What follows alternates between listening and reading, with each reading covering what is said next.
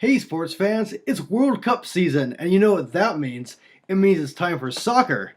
Uh, and do I have a game for you? It is Frogmaster on the Commodore 64.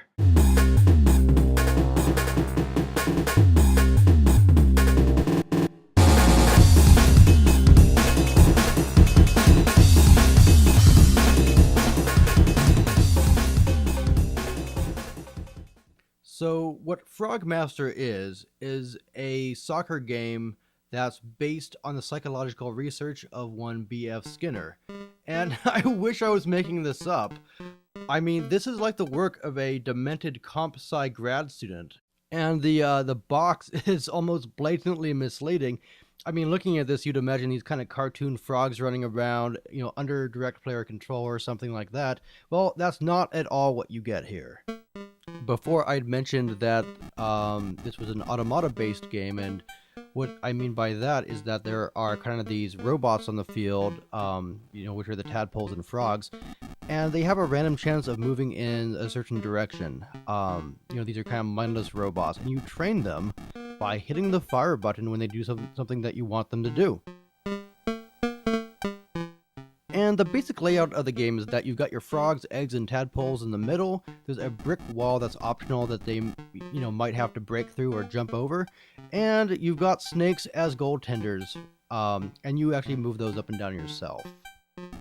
And then there are 4 turtles or something that are kind of these defensive players, but they can't move at all. They just kind of throw a tadpole or frog back when one runs into them. You can also make the tadpoles or frogs switch sides by hitting the fire button at just the right time to kind of score an own goal.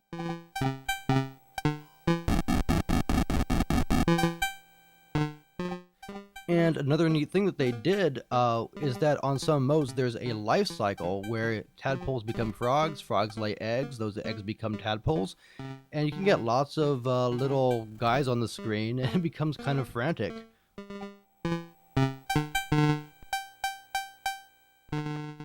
And you see the guys blinking white. Sometimes that's when they are rewarded. So someone, either me or the computer opponent, has pressed the fire button to reward that tadpole or frog. At the bottom of the screen, I've enabled a probability mode that shows the probabilities of the actions that these robots may or may not take. And you know what? I have no clue how to read this. There's a practice mode, which I think you can use one tadpole and kind of see how it behaves, and that might be a lot more straightforward for learning how the reward system works and how it changes the behaviors of the automata. But yeah, just looking at this, I have no idea, and it's not in the manual, so good luck with that. In my opinion, the game is just a little bit too clever for its own good.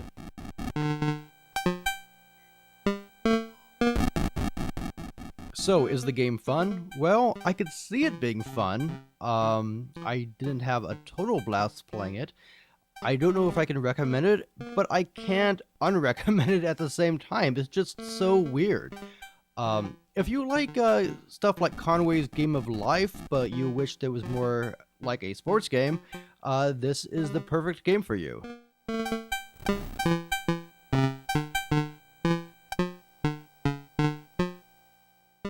It sounds like the beeps are playing Greensleeves. I'm not sure if that's intended or not. I do like the fact that they make a little musical blip every time they're activated. That's pretty cool.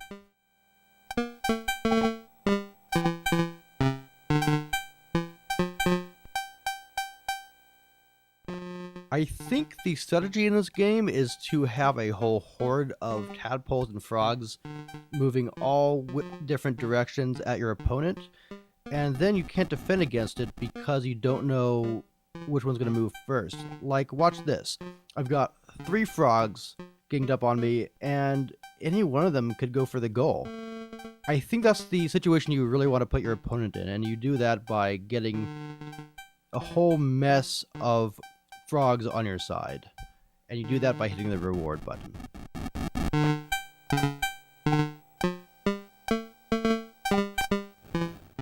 It's kind of interesting too that aside from the goalie, which uses the up and down motions of the joystick, this is basically a one-button game. There aren't that many examples of one-button games back then. That's been kind of a recent indie game, kind of game jam thing with, all the auto-run games and stuff like that. But you did not see that in 1983, which is when this game is from. And besides, look how satisfied that goalie is. And I'm not sure there's a whole lot else to say about Frogmaster. Frogmaster isn't good. It's not bad. It just is.